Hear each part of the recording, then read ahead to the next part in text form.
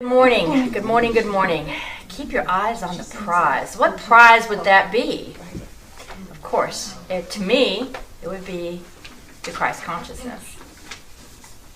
As I was preparing for today, I, of course, was using my favorite text, Google. And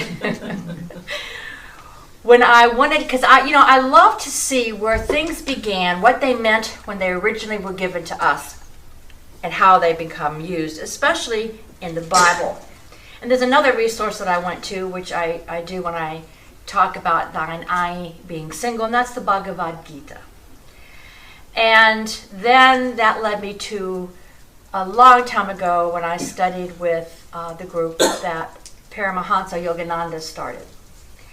So what I love about that work is that he talked about how to get into the ability to open to Christ consciousness. And we're going to go through an exercise today that I learned with him, not him directly, he passed to the spirit world the year before I was born.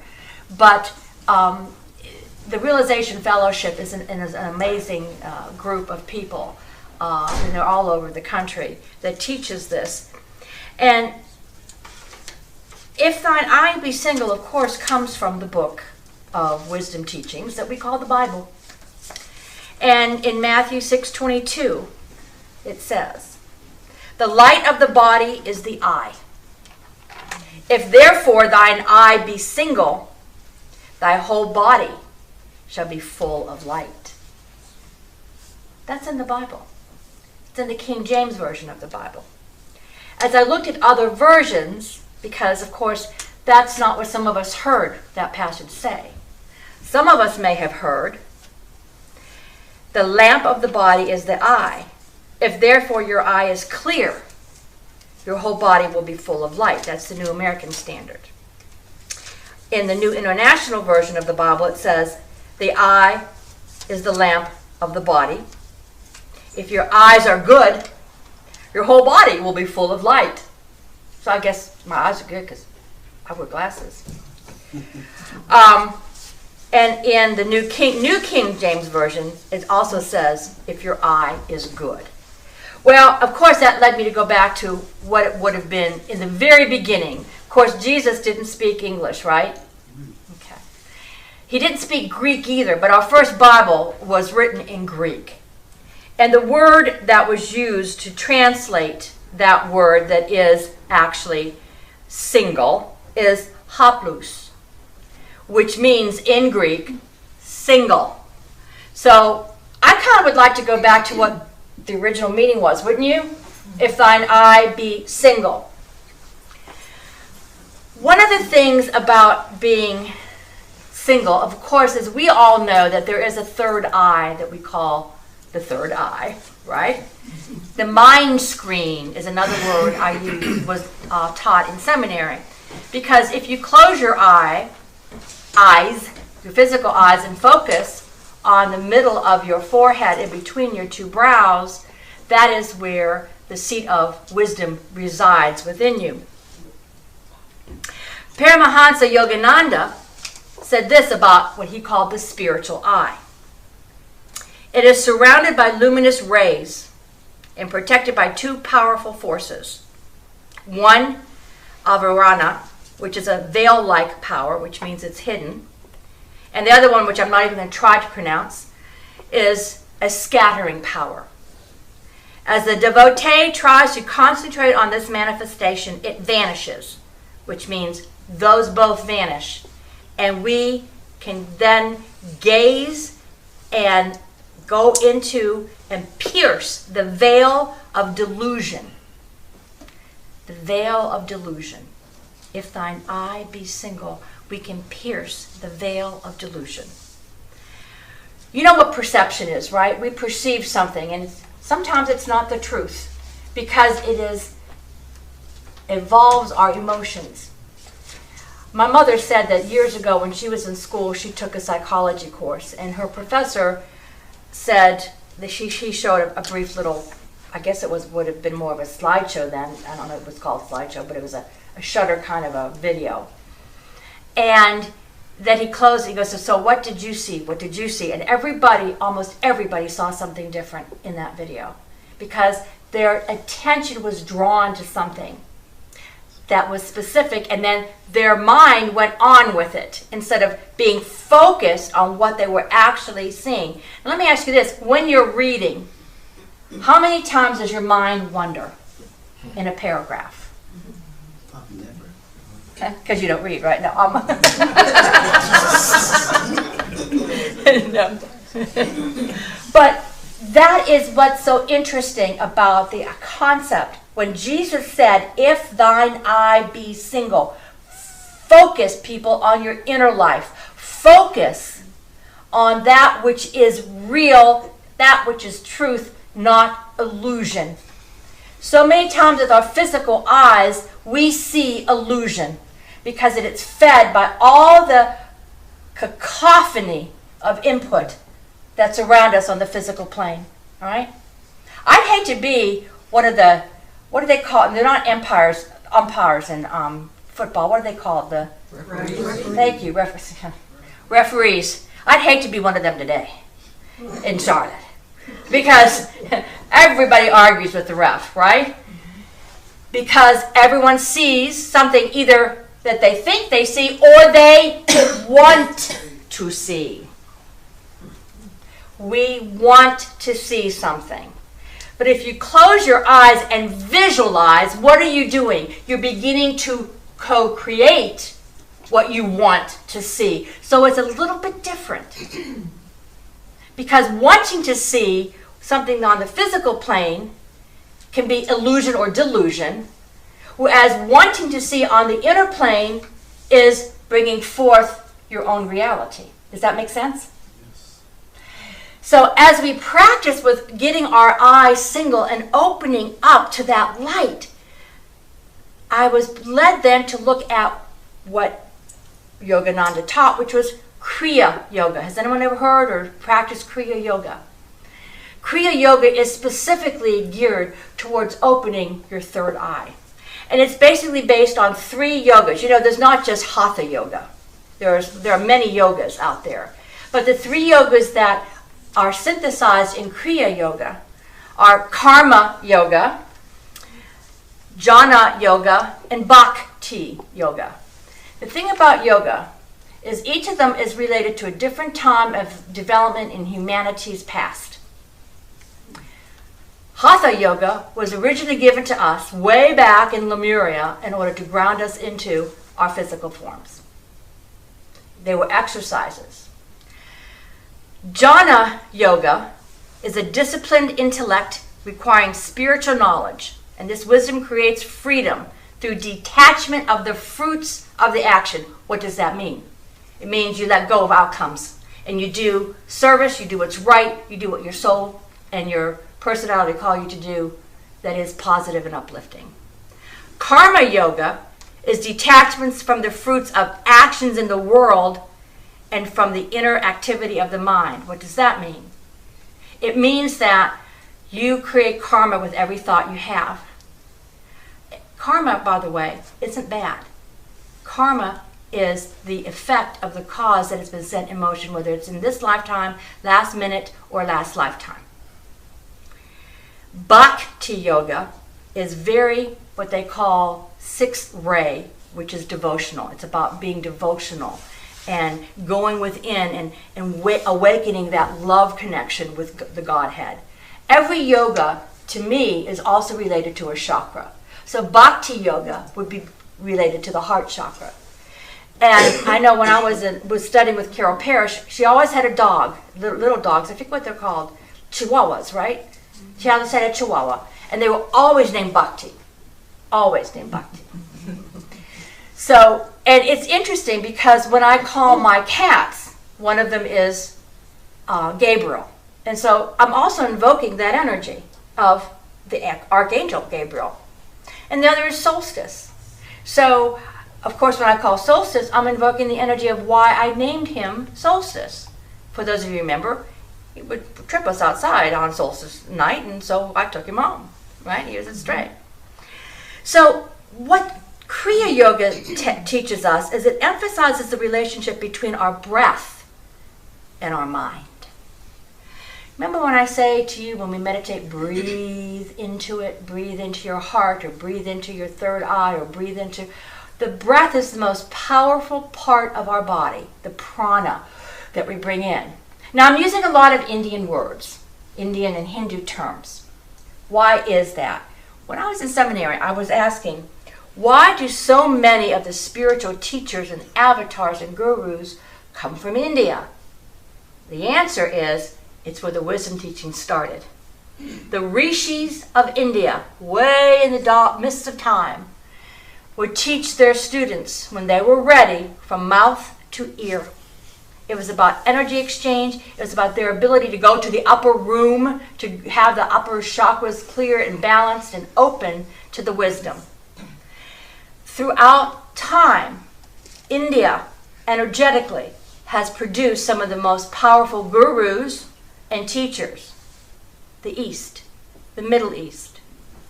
Why do they come through that? Because also those communities, those nations and nationalities accept that kind of personage. They accept that they are an avatar or a guru or a yogi, and they nurture them. They support them. They embrace them, and they allow them to bring forth the work that God gave them to do, because they are very into the idea of bhakti, devotion. India is a very bhakti type of country. When we come to the West, not so much, because we're very logical, we're very materialistic. And I'm just saying this in general, all right? We have done this in the West because it was ours to do. Because if you're too devotional, you're no earthly good. You're not making a living, you're not growing the food, you're not making the tools. So both East and West right now are coming together because the Eastern teachings are coming to the West, and the West is synthesizing them into a new usable form for who we are today. Because of course we have evolved. But truth is truth. And so if an eye be single, to me is one of the most important teachings from that whole tradition of opening the third eye. And allowing yourself to realize the illusion that is the physical world. What happens when you open your third eye? Well, one of the things that I have noticed when I work with this type of energy is that you become your own teacher. You get what you need to know when you need to know it. When you're reading then, say and we have a study group on a Monday night that we're reading material from Alice Bailey, and it can be veiled, which means it can be a little bit hard to understand.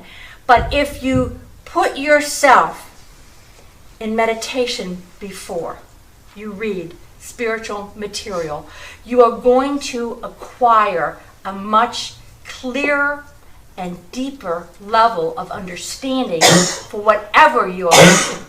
Whether it's the Bible, whether it's a book by Wayne Dyer, which this is a wonderful book. If anyone's never seen this book by Wayne Dyer, he talks very much about Kriya Yoga. I don't think he calls it, but he talks about Patanjali, which was one of the other yoga teachers that taught the yoga of the mind, or Kriya.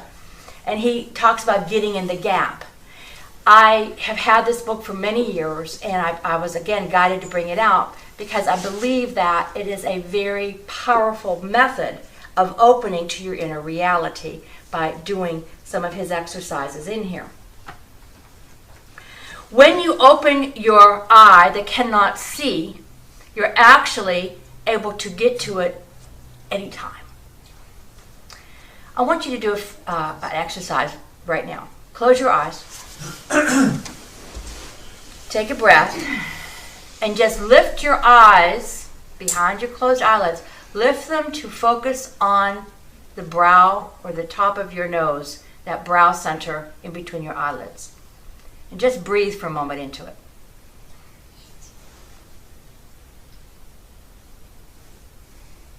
And you might find that your eyelids gently open.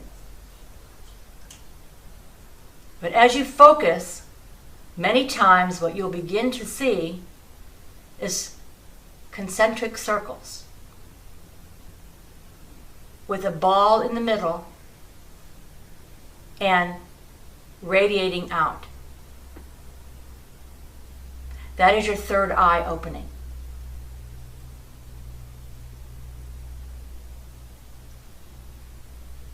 Okay, open your eyes.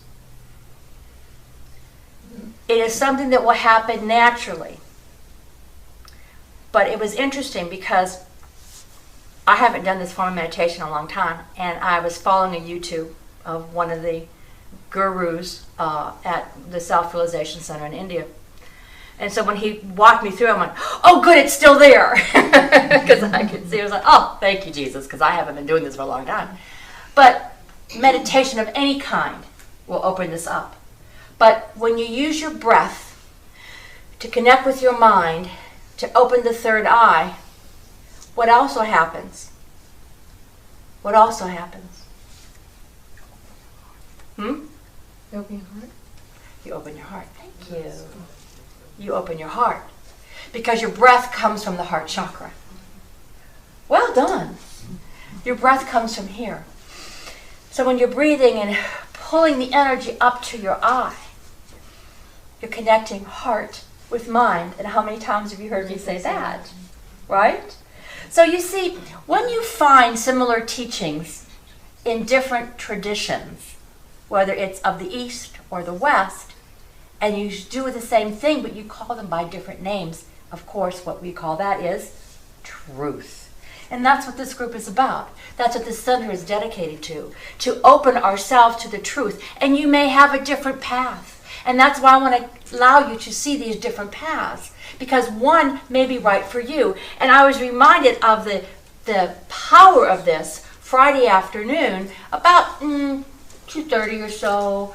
I was with Miss Susan. Sorry, I'm back in my. Got to get back in my other mind. With Susan, and she was giving me a karmic astrology reading, and I reconnected with some of my past lives. And that night, and the night following, I've had a lot of past life kind of dreams, and have gotten back into a lot of what I used to know and bringing it forward. And folks, this is what is important in the time we're living in right now. The veils between our lifetimes are getting thinner and thinner, and our dream work is very, very powerful and important to bring forth those talents and abilities that we have so that we can contribute to the evolution of humanity. Does that make sense? So when you work with meditation, what's going to be a natural outcropping of that is going to be your dreams are going to become more vibrant and more usable. This is what I'm looking for. And so dream work is so important. And even if you don't know how to interpret your dream, if you just write them down and work with them, if you just go to sleep and say, please give me dreams or knowings in my other level of consciousness, because you know, you don't just go to sleep, you go to another level of who you are. It's a level of consciousness. And a lot of times, you know, and I was thinking about this when I was at the hospital this week, because I also was able to pray with other people. As I was on my way out, people saw that I was a minister and they asked me to come pray with them and do some healing work. And as I was doing that, I was thinking, the energy, when you are in the energy of your heart and you are not looking at any outcome, that is when spirit can work through the best. When you just show up and you are open to possibility. And so when we work with keeping our heart open, and you work with any kind of healing or meditation or dream work, what you're doing is you're letting this divine force of energy flow through you and out into the world. And that's what all of this is about. It's not just about you coming here on Sunday for an hour of power. It's about you taking whatever you glean and pondering on it, thinking about it. What about this is mine to do? Practicing it, becoming it, and saying, this works for me. This, not so much. That's okay. Somebody else is going to work with that. Did someone say something? You know this is interactive, right? You can say things. So what I want to basically get through to you is the idea that this allows you to have direct transmission from your higher self, which is who you are in the totality of this lifetime. You came here with certain things you were going to do. And a lot of us resist what we're supposed to do. It's like, oh, I really don't want to. But the thing is, when you release it and let it go, see, I am not a big fan of going to hospitals because I went through my father's passing in a hospital. And but it's like, it's a blessing to be of service. So thank your father for allowing you to understand what his passing was about, so you can help somebody else in their healing process, because there are different levels of healing. My father's healing choice was to pass from the physical to the spirit world. Okay? That's the ultimate healing. Because then we release to who we are in our totality, so that then we can come back and give the next lifetime, and those people that come into our wisdom and teaching and experience with us, we can give them what we have learned. And that's what a lot of you are going through, if not all of you are going through right now, is bringing forward from the mist of your lives who you are in your totality. So the time you spend with your I that can be single, let that I be single, is for you to be who you are in your totality for this lifetime, to accomplish that which you came to do. Does that make sense? 5 minutes, 10 minutes, preferably 30 minutes twice a day is the time we want to spend with our inner self. Is that too much to ask? Yeah, kind of, because it's also hard to get to the gym for 30 minutes. Because we have all these things pulling at us, don't we? We have all the have-tos. We have the shoulda, woulda, couldas. Put your spirit first.